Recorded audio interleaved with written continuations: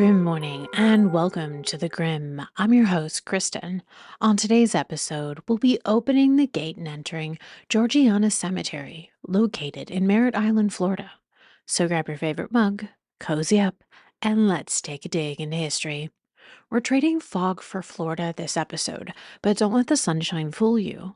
Beneath the warm glow of Merritt Island's skies lies a quieter, more unsettling shadow.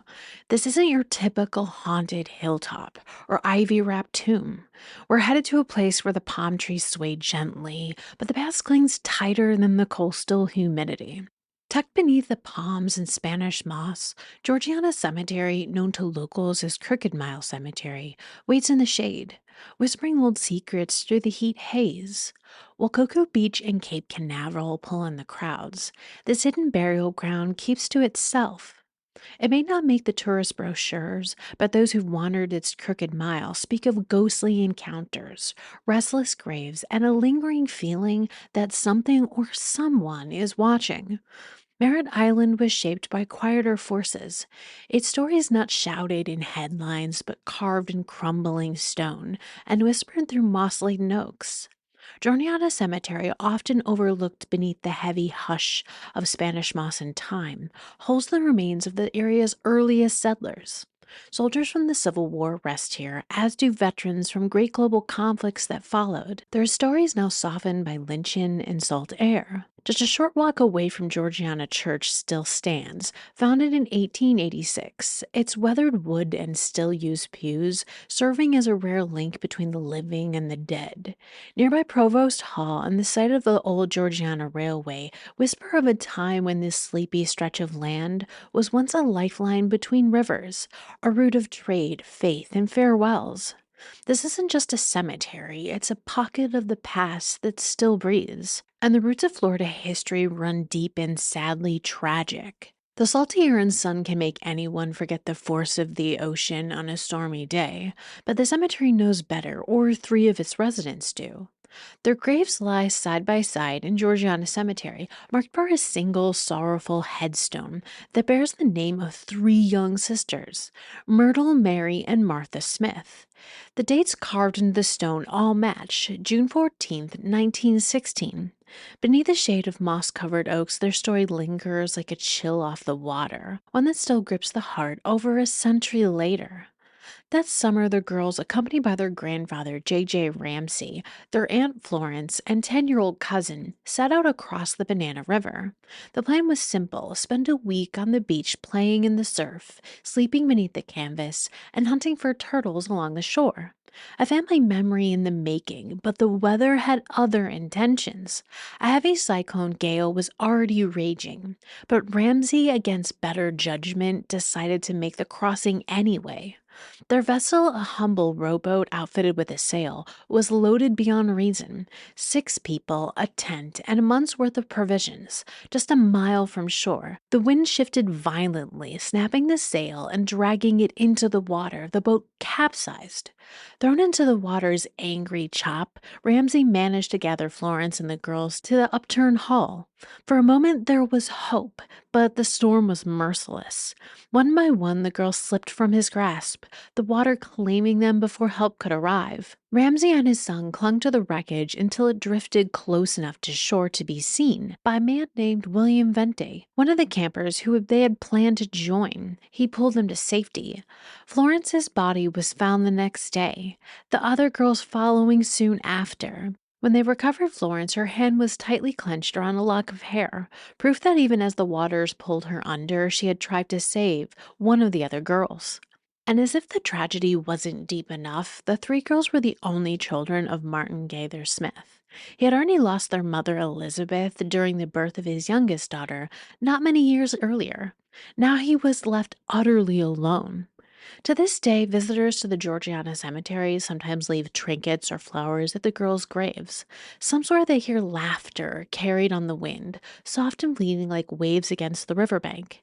And on stormy nights when the air feels heavy and the palms groan in the wind, some say the sorrow of that day still stirs just beneath the surface, never leaving.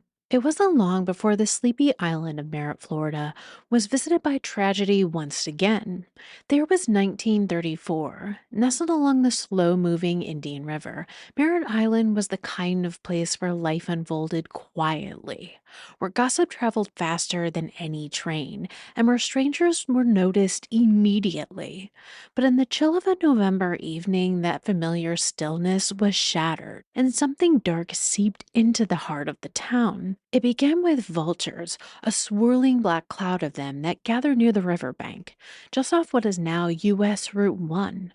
Drawn by an unnatural sight, a passerby made a grim discovery. Half buried in the sand and tangled in the underbrush lay the mutilated, partially burned body of a young woman. Her throat had been viciously slashed from ear to ear, her skull caved in by repeated blunt force trauma.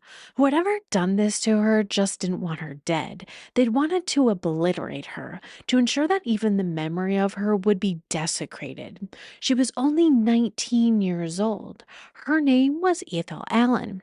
The identification came slowly, painfully, from the few fragments left untouched by fire and violence. A small tattoo on her thigh, said to be a butterfly or a flower, survived, as did a simple ring still clinging to one finger.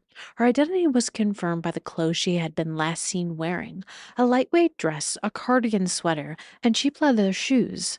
Witness remembered seeing Ethel alive just a few nights earlier at Jack's Tavern, a rough, dimly lit roadhouse near nearby Rockledge, known for cheap whiskey, gambling, and trouble. She was last seen there with a man named Billy Wilson, a local drifter with a charming smile and a reputation for shady dealings.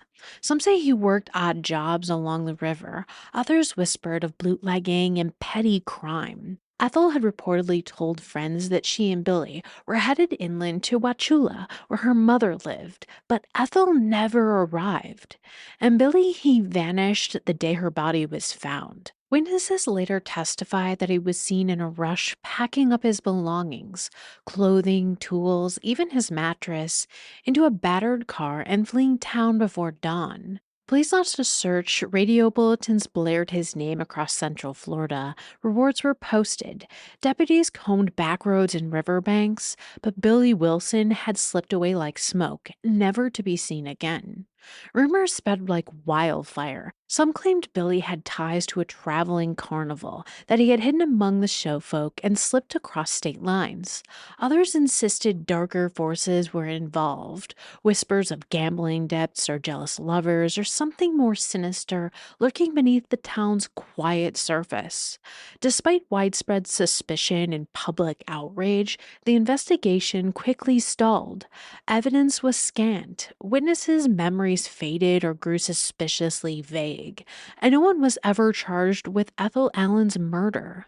The official record grew cold. Her story became more of a warning, a whisper to young women, than a case anyone believed would ever be solved.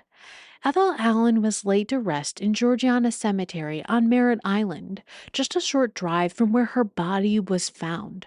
Her grave is humble, a handmade stone worn by salt water and time, bearing only her name and dates. Yet it draws visitors still. Fresh flowers, coins, and trinkets, and even handwritten letters appear at her resting place, placed by those who remember her, or those who are simply moved by the tragic weight of her story. Some say Ethel's spirit lingers in Georgiana Cemetery, that on cold November nights you can feel a sudden drop in temperature near her grave, that if you listen carefully beneath the rustle of Spanish moss and the chirring of crickets, you just might hear the faint echo of her voice, crying out for the justice that never came. Others claim she's not bound to the grave at all, and that on rare nights when the fog rolls off the Indian River and covers Merritt Island like a shroud, a young woman in a cardigan sweater can be seen walking the roadside, her face obscured in shadow, searching for a way home she was denied. Ethan Allen's story is one of violence, mystery, and heartbreaking injustice. Nearly a century later, her memory endures, not because she found peace, but because those who pass by her simple grave cannot help but feel the heavy silence she left behind. The tavern where she was last seen, now called Ashley's Restaurant, has its own reputation. Lights flicker, doors slam. Staff reported seeing a woman in 1930s style clothing lingering near the ladies' restroom or pacing the upstairs hallway. Her face is sometimes visible, other times just a shadow. There are those who believe this is Ethel, still seeking peace, so wanting for someone to tell her story with the weight and care it deserves. And so, nearly a century later, her case remains unsolved. Her memory lingers not only in stone and newspaper clippings, but in the spaces she once knew, in the river breeze and the old tavern's floorboards, and in the shade of Crooked Mile. Tucked away in the quiet heart of Merritt Island, Georgiana Cemetery is easily overlooked. Its modest presence eclipsed by the towering marvels of the nearby Kennedy Space Center. Tourists speed past with their eyes turned skyward, chasing rockets and the promise of distant worlds, never realizing that just beyond the veil of trees, a different kind of history lingers. One rooted not in triumph but in tragedy. Ethel Allen's story and those of countless others live not in headlines but in whispers, carried by the moss draped oaks that shade the forgotten dead. As the sun slips beneath the horizon, the cemetery awakens. Spanish moss stirs like ghostly curtains in a thickening air, and the world seems to hold its breath. Paranormal investigators, thrill seekers, and the quietly curious gather at its rusted gates, drawn by rumors of the restless and the unseen, hoping for even the faintest brush with the other side. Though modest in size, Georgiana Cemetery holds a heavy, inescapable presence, one that clings to visitors like the humid Florida night, leaving them glancing over their shoulders long after they've left. To walk its grounds is to step into a forgotten 90s horror film, where the spirits are patient and darkness feels endless, and the line between the living and the dead blurs just a little too easy. The next time you pass by Merritt Island, remember, not everything that reaches for you comes from the stars. At Georgiana Cemetery, some things still wait beneath the moss, and not all of them stay buried. The grave grind for Georgiana Cemetery was a blended sweet plain cafe con leche from Cafe de Havana.